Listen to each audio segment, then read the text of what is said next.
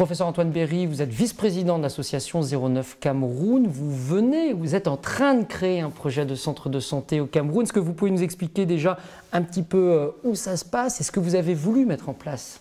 Alors ça se passe à Yaoundé au Cameroun, dans un centre de santé privé à but non lucratif, et un centre de santé un peu particulier, puisque chaque année, il y a 3000 accouchements, 3500 accouchements qui sont réalisés dans ce centre, donc c'est en fait une grosse maternité.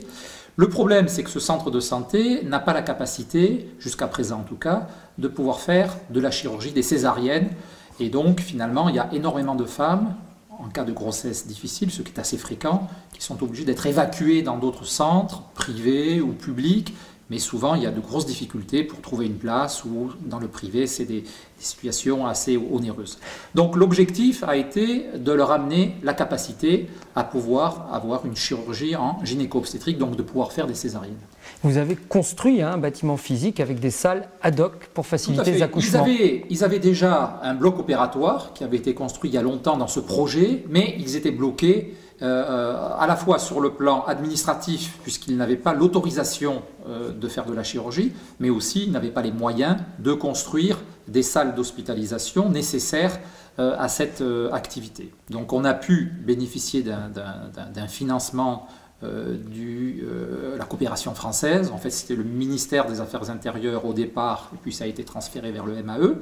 Et donc, grâce à ce financement, on a pu commencer ce projet, donc avec une première activité de construction, de ce bâtiment. Le bâtiment est en partie construit, en partie équipé, et vous avez déjà d'excellents résultats. Alors, on a effectivement le bâtiment, le gros œuvre est fini, le bâtiment est hors d'eau et va être équipé, mais on a effectivement déjà commencé l'activité chirurgicale en s'arrangeant avec la maternité. Donc les femmes sont directement hospitalisées en maternité, même si elles sortent du bloc opératoire. Et effectivement, on a vu déjà le nombre de césariennes augmenter graduellement, mais surtout le nombre de transferts vers d'autres structures de ces femmes enceintes diminuer.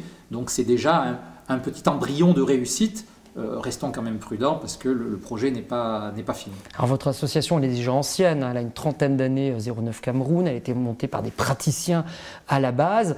Vous avez pu tester une fois de plus avec ce projet les écueils à éviter et les pièges dans lesquels ils ne font pas tomber quand on part faire de la coopération, ce sont lesquels? Alors c'est sûr que notre expérience de 30 ans nous a permis, jusqu'à ce jour, mais le projet encore n'est pas fini, d'éviter un certain nombre de soucis et d'obstacles. Alors, les écueils, c'est déjà bien choisir avec qui on va travailler, c'est-à-dire qui on va aider, avec qui on va établir un projet.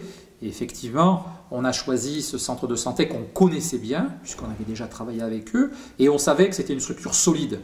Donc bien organisée, avec une activité importante et surtout une structure qui est autonome sur le plan de son budget de fonctionnement. Voilà.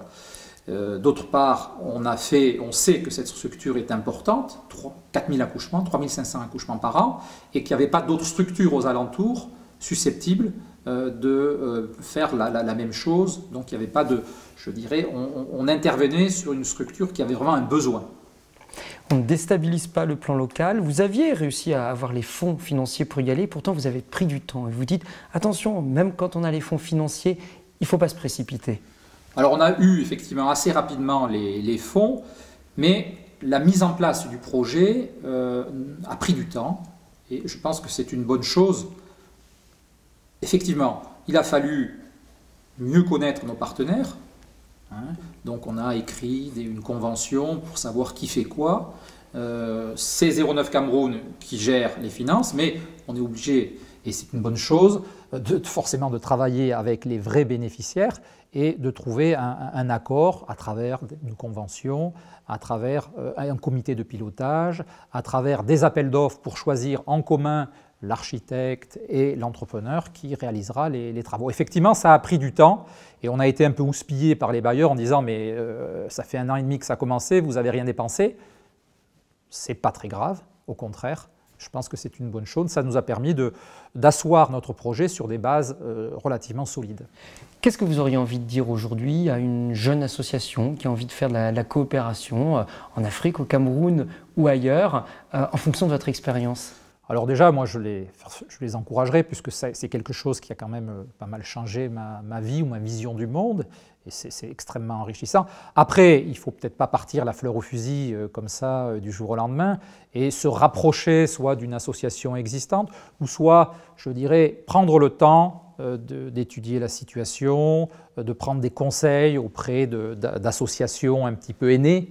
Voilà, mais je ne ferai qu'encourager des jeunes qui souhaiteraient avoir une activité ou un projet dans ce domaine. Merci.